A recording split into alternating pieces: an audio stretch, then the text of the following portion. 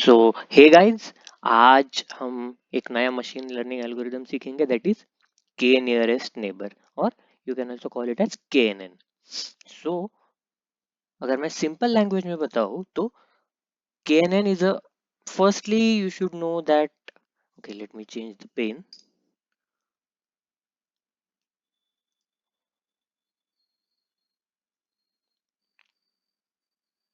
Okay, firstly you should know that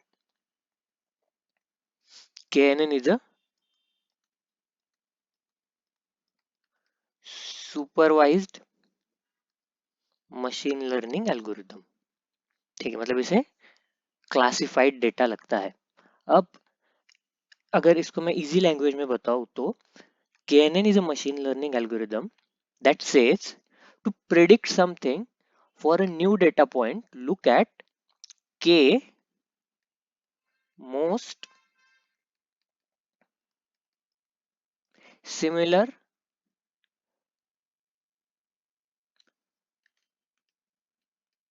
data points from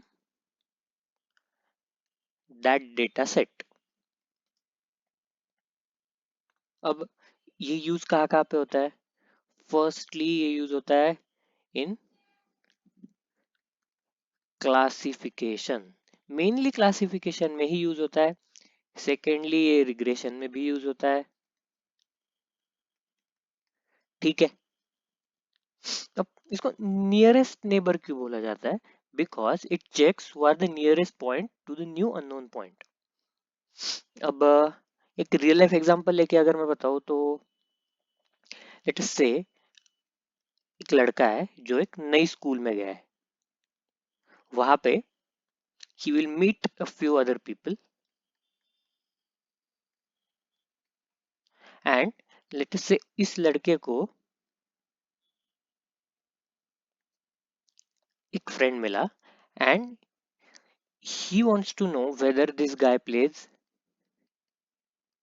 cricket or football. तो ये क्या करेगा? he will look for the closest neighbors. Let us इसके इसका एक ग्रुप है फ्रेंड्स का, तो in this group he will check and अगर इसको समझता है कि तीन में से दो लोग क्रिकेट खेलते हैं तो majority of the chances are कि ये लड़का भी क्रिकेट ही खेलता हो. So in this way KNN works. अब इसको थोड़ा मैथमेटिकली समझते हैं. The KNN, how the KNN works is first what we do, we calculate distance.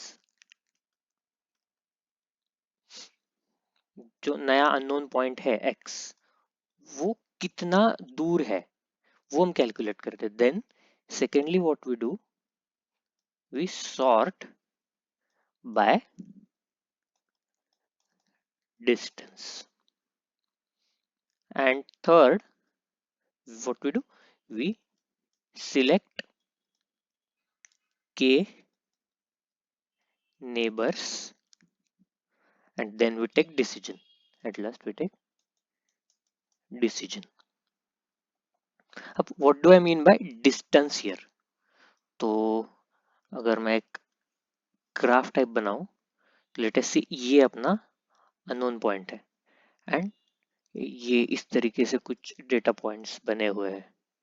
सो अगर मैं ये वाला पार्ट कंसिडर कर रहा हूं तो ये मैं कैसे कंसिडर करूंगा? I will calculate the distance of these these these.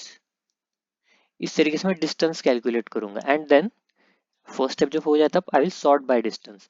तो ये जो पॉइंट्स है वो क्लोजेस्ट है उसके compare to these three and from these three I will decide कि मुझे तीन नहीं दो ही नेबर्स कंसिडर करने हैं. Then after looking at these two I will decide to which class और whatever it is this unknown point belongs to. अब ये कैसे कैलकुलेट होता है? इसके लिए we need to know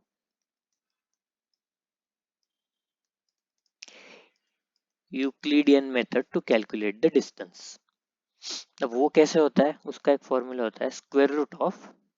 अब यहाँ पे अगेन समझते हैं, ये एक पॉइंट है जिसका x1 y1 ऐसे दो कोऑर्डिनेट्स है, एंड ये एक पॉइंट है जिसके x2 y2 ऐसे दो कोऑर्डिनेट्स। अब ये डिस्टेंस हम कैसे कैलकुलेट करेंगे, तो under root x2 minus x1 whole bracket square plus y2 minus y1 whole bracket square. In this way, we calculate the distance using Euclidean method.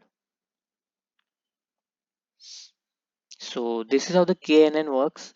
One very classic data set that you can start with is iris data set. In this, तुम्हें basically ये classify करना है कि particular unknown flower belongs to which of the species, depending upon its sepal sizes, petal size, etc. बाकी भी चीजें होंगी. So with the help of these parameters, you need to find out to which species this belongs to. अब KNN को एक और चीज भी बोला जाता है, it is also called as lazy algorithm. तो lazy algorithm क्यों बोला जाता है? Because there is no formula, no weight, no learning. It is just considering k nearest neighbors and predicting the unknown point to which class it will belong. So this was all for KNN. Advantages are, it is very simple. It works well with small data set. There is no specific training time as such. But the disadvantages are, it is very slow when the data set is large. Then it uses a lot of memory. It requires scaling. It is sensitive to noisy points. Yeah, so this was all for KNN. If you like this video, then please subscribe to my channel. And if you have any doubts, feel free to post it in the comment section. I will be happy to answer those. Thank you.